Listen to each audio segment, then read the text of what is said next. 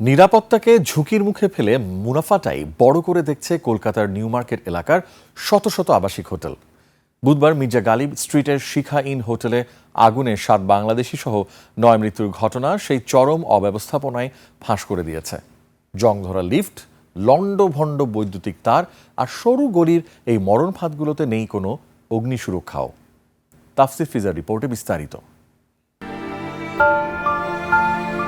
মানুষের প্রাণের চেয়েও বড় করে দেখা হয় ব্যবসায়িক লাভ। কলকাতার পর্যটন কেন্দ্র হিসেবে পরিচিত নিউ মার্কেটের মির্জা গালিব স্ট্রিট সহ কলিন স্ট্রিট, সদর স্ট্রিট এর মতো এমন অনেক এলাকা রয়েছে যেখানে আবাসিক এলাকার মধ্যে গড়ে উঠেছে হোটেল।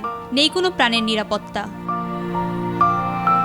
গত বুধবার মধ্যরাতে গালিব স্ট্রিটের শিখা ইন হোটেলে ঘটে যাওয়া অগ্নিকাণ্ডে 7 বাংলাদেশি পর্যটক সহ মারা যান 9 জন। এই ঘটনার মধ্যে দিয়ে উঠে এসেছে কলকাতার পর্যটন কেন্দ্রগুলোর দুর্বল ব্যবস্থাপনার। বৈদ্যুতিক সংযোগ লণ্ডভণ্ড, যে কোনো সময় বড় দুর্ঘটনা, দশকের পর দশক পুরনো জংধরা লিফট আর হোটেলগুলো সরু গলির মধ্যে, যা দিয়ে 2 জনের হাঁটা অসম্ভব। শুভেন্দুর অভিযোগ, বছরের পর বছর কলকাতার অগ্নি সুরক্ষা বিধি উপেক্ষা করে ভবন তৈরি ও বাণিজ্যিকভাবে ব্যবহারের সুযোগ দেওয়া হয়েছে। পুরমন্ত্রী অগ্নিমিত্রা পালও সাবেক পুরমন্ত্রীকে প্রশ্নের মুখে ফেলেছেন। কলকাতার মধ্যে কে 2 নম্বরই করে ট্রেড লাইসেন্স নিয়ে একটা বাড়ির মধ্যে 10টা গেস্ট হাউস চালাচ্ছে? এটা সম্ভব নয়।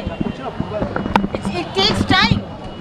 আমি তো সিএসসি কে বলবো, সিএসসি তো দিয়েছে কেন? এটা তো ওভারলোডিং হয়েছে। এদিকে কলকাতার ঘটনায় নিরাপত্তা ব্যবস্থার কোনো গাফলতি ছিল কিনা তা খতিয়ে দেখতে 5 সদস্যের তদন্ত কমিটি গঠন করেছে কলকাতা পুলিশ।